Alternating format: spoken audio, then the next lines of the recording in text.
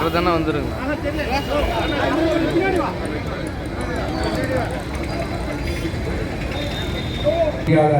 வெங்கடேசன் அவர்களை மாதனூர் ஒன்றிய கழகத்துடைய செயலாளர் முன்னாள் ஒன்றிய Pandian, RSK Suhel, M அன்வருல்லா, SR Saifuddin, திரு நந்தகுமார், திரு கோகுல்நாத், திரு G சிவராஜ், திருநாப்.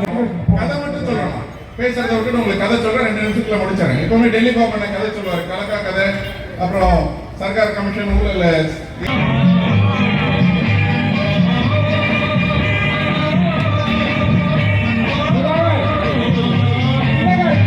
உடனடியாக மேடையறிக்கை வருமாறு நம்முடைய மாவட்ட செயலாளர் ஊழியர்கள் பழைய ஓய்வூதிய திட்டம் இன்னைக்கு அரசு ஊழியர்கள் ஓடி கொண்டாங்க. நீ தேர்தல் நேரத்தில் கொடுத்த வாக்குறுதியை கேட்கிறாங்க. நீ பழைய ஓய்வூதியத்தை நீ நிறைவேற்றன்னு சொன்ன. அதே போல பார்ட் டைம் டீச்சர், பகுதி நேர ஆசிரியர் நிரந்தரம் பண்ணு சொன்ன. இதெல்லாம் சட்டத்துல இடமே இல்லை. ஆனா நீ பொய் சொல்லிட்டு உள்ள வந்துட்ட. எடப்பாடியார் தெளிவா சொன்னார், என்னால அது முடியாது அப்பயே சொல்லிட்டார். ஆனா நீங்க தேர்தலுக்கு வாக்குறுதியை கொடுத்தீங்க அரசு ஊழியருக்கு, எப்போதும் உங்களுக்கு துணையா இருக்கிறவங்க அவங்க. ஆனா அவங்களுக்கு அல்வா கொடுத்துட்டீங்க.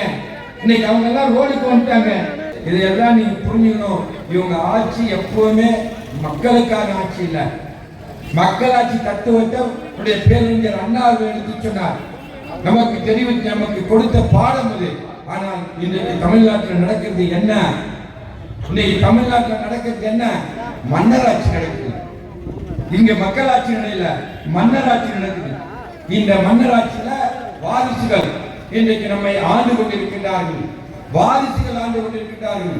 எங்கு பார்த்தாலும் இன்றைக்கு எல்லா பகுதியிலும் பார்த்தீங்கன்னா இன்னைக்கு எல்லாம் இந்த போதைப் பொருள் நடமாட்டம், இந்த போதைப் பொருளுடைய நடமாட்டங்கள் அதிகமாக இன்னைக்கு எல்லா பகுதியிலும் பார்த்தீங்கன்னா இந்த கஞ்சா, கள்ளச்சாராயம், அதே போன்று போதைப் பொருட்கள் ஸ்கூல் பக்கத்தில் வைக்கிறான், கலெக்டர் வைக்கிறான், கல்லூரி பக்கத்தில் வைக்கிறான். இன்னைக்கு அதிகமாயிடுச்சு. கொலை கொள்ளை அதிகமாயிடுச்சு. அது மட்டுமல்ல, கற்பழிப்பல், அதே போன்று எல்லாம் இன்றைக்கு இது போன்ற சட்டவிரோதமான செயல்கள் இதெல்லாம் வேடிக்கை பார்க்குது இந்த அரசு. இந்த அரசு வேடிக்கை பார்க்குது. இப்படிப்பட்ட குற்றங்கள் உங்களுக்கு குழந்தைகள் முதல் கல்லூரியில் படிக்க மாணவர்கள் வரை இன்றைக்கு இந்த அரசில் பல அவமானங்களை சந்தித்துக் கொண்டிருக்கிறார்கள். இன்றைக்கு அவர் வரக்கூடிய இன்றைக்கு அவமானங்கள் தமிழ்நாட்டில் பல பகுதியிலே இன்றைக்கு பெண்கள் சீரழிக்கப்படுகிறார்கள். பெண்களுக்கு பாதுகாப்பு இல்லை. இன்றைக்கு சொல்கிறார் ஸ்டாலின் அவர்கள், எல்லோரும் என்னை அப்பா அப்பா அப்பா என்று அழைக்கிறார்களா? ஆமாம், அப்பா அப்பா யார் அழைக்கிறார்கள் என்றால் கதறக்கூடிய பிஞ்சு இளம் குழந்தைகளும் மாணவிகளும் அப்பா அப்பா அப்பா என்று அழைக்கிறார்கள். ஸ்டாலின் காதலுக்கு இது விளவலையா என்று தெரியவில்லை.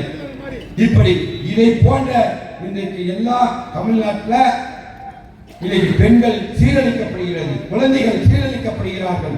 இன்னைக்கு தமிழ்நாட்டில் மட்டும் இந்த 4 வருஷத்துல ஆசிரியர்கள் 250 பேர் போஸ்கோ சட்டத்துல இன்னைக்கு கைது செய்யப்பட்டிருக்கிறார். இதுவரை 250 ஆசிரியர்கள் பிள்ளைகளுக்கு அது பாலியல் தொந்தரவு கொடுத்ததுனால இன்னைக்கு அவங்க எல்லாம் இன்னைக்கு சர்க்கார் இவருடைய ஆட்சி எந்த விதத்துல பள்ளியில் படிக்கக்கூடிய மாணாக்கர்களுக்கும் கல்லூரியில் படிக்கக்கூடிய பெண்களுக்கும் எந்த விதத்துல பாதுகாப்பு இருக்கும். ஆக இந்த அரசு என்னை பொறுத்தவரைக்கும் இந்த அரசு ஆளுவதற்கு தகுதியற்ற அரசு.